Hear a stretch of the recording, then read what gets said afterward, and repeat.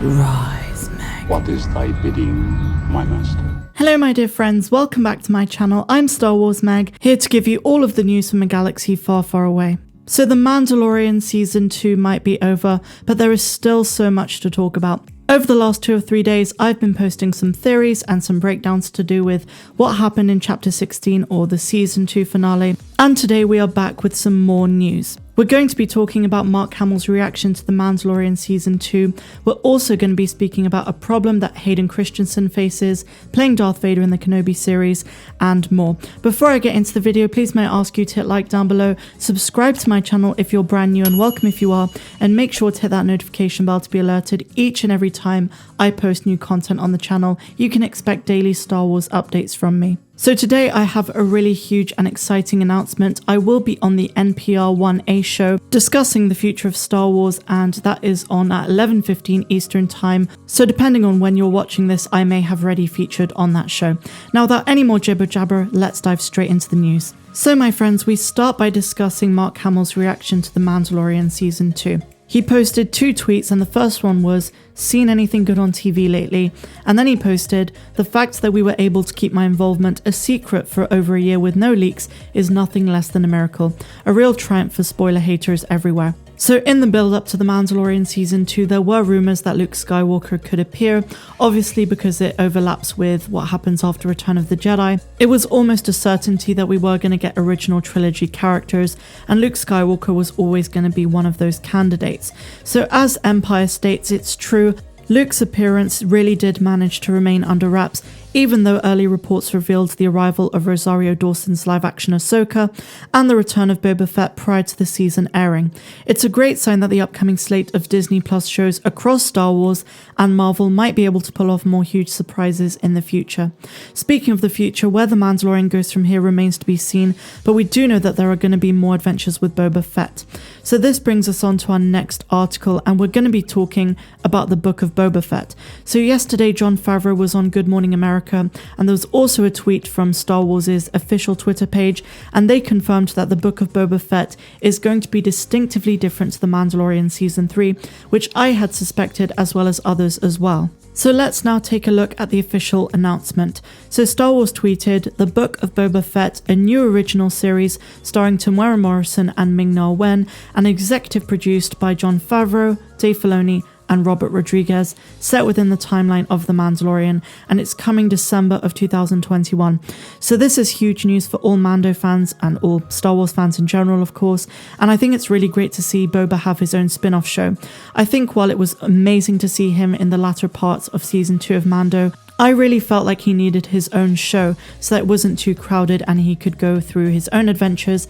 And now that we know he's back on Tatooine and has taken over as the Lord, the senior figure of the underworld of crime and villainy, there are a lot of really cool adventures that he and Fennec Shand are going to go on together. Personally, I think it's even more exciting that we're getting Robert Rodriguez, Dave Filoni and Jon Favreau as a kind of dream team at Lucasfilm of producing, writing and directing. I mean it wholeheartedly when I say we're getting the creme de la creme in terms of the direction that they're going to take in terms of plot, writing, directing, you name it. It's going to be an absolutely phenomenal one. And just like The Mandalorian, we are going to get callbacks to different aspects of the Star Wars universe we're familiar with.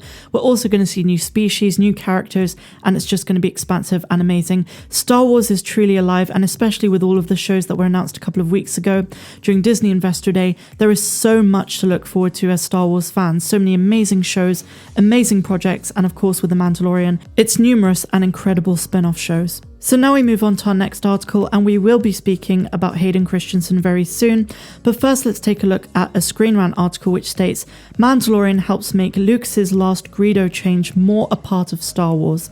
The post-credits scene of The Mandalorian Season 2 finale takes place in Jabba's palace, and while the Hutt is long gone, a Huttese phrase recalls much Star Wars history. In a season that had no shortage of noteworthy appearances, including Ahsoka Tano and Luke Skywalker, Boba Fett was reintroduced as a recurring character and an ally of Din Djarin. In the post-credit scene when Bib Fortuna is addressing the incursion into the palace, he can be heard saying "McClunky," a Huttese phrase meaning "this will be the end of you."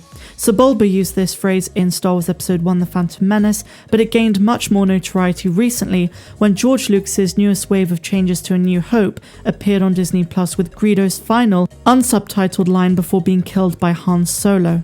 Despite the wide array of species that populate its universe, Star Wars has never featured a constructed language quite as intricate or well known as something like the Star Trek's Klingon or Lord of the Rings' Elvish languages.